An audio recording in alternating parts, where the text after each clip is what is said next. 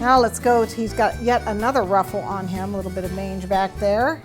And that is, again, something that you need to make sure you roll really, really thin or they will fall off. All right, so what we're gonna do is we're gonna roll a piece of fondant out as thin as we can get it. Got a pasta machine, that would be great, because you need to roll a bunch of these. Okay, nice and thin. And then you need to take your ribbon tool. This needs to be a 1/2 inch, and again, this is the little ripple one. If you've got, you know, just a tool that does single ripple, that's fine. Just gonna make sure you do 1/2 inch strips, okay? Like so. And they need to be about 4 inches, approximately, more or less. You can do some more, some less. It's not a big deal, whatever you make it. So, about 4 inches, approximately. Okay, and then what we're going to do is we're going to make ribbons out of these. So a little bit of glue right there. Put it together and on its side. And then you let it dry. And you actually want it to be kind of wonky.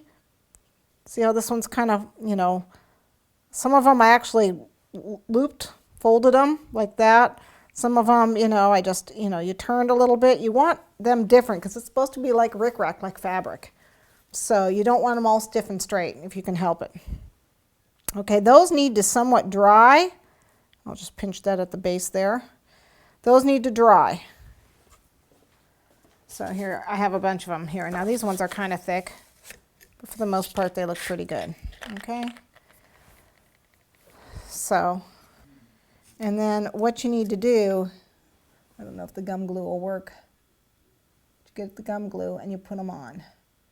Now if the gum glue doesn't hold it, this is a non-wet one. If the gum glue doesn't hold it, you'll need to use some royal icing. And I used yellow, the same color as his body is what I did. I don't have any right here, so I'm just going to use. You can just pipe a little bead of yellow frosting and put it in that. But I'm just going to paste it on. I'm going to stick and paste. Okay? And basically, pipe a nice bead. Okay, I just stuck that on. But you're just going to put some frosting, a little bead of frosting back behind there and stick these on. And you want to stick them on every which way. Put some this way, some that way, every which way. Okay? All the way around, including here in front. You want to get some underneath here, all the way around. Okay, use frosting, royal icing to get them on. And I'm not going to do them all here for you because I think you can, at this point, you can figure that out. I'll just get a bag. Let me grab a bag. I'll put some frosting in there for you.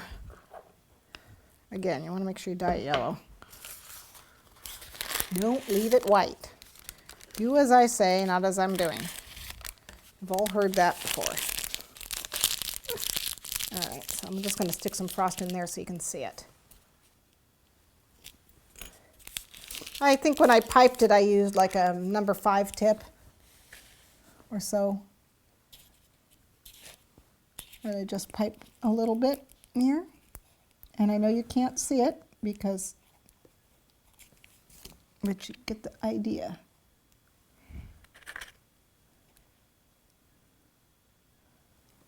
Okay. Okay, you're going to go all the way around. All right, so I got them all on here, I think. I switched out heads to my finished head and then finished the rest of the little loops I had to put on. The last thing we got going on here is his tail, and his tail is just a long snake that I stuck a couple of these in. So let me show you how I made his tail. So his tail is just a long snake.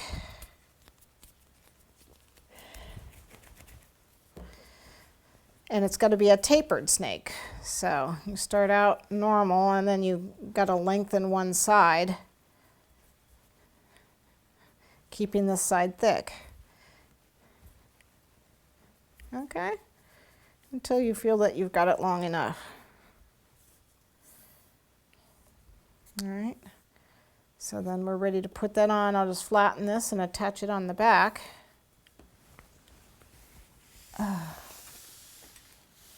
There's a little rear end right here.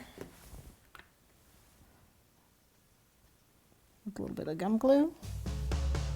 I guess I should put that a little lower, huh? Okay.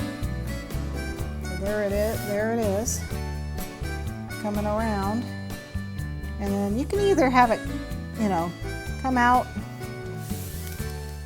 like that. You can have it come up the side over the foot. I mean, you know, whatever.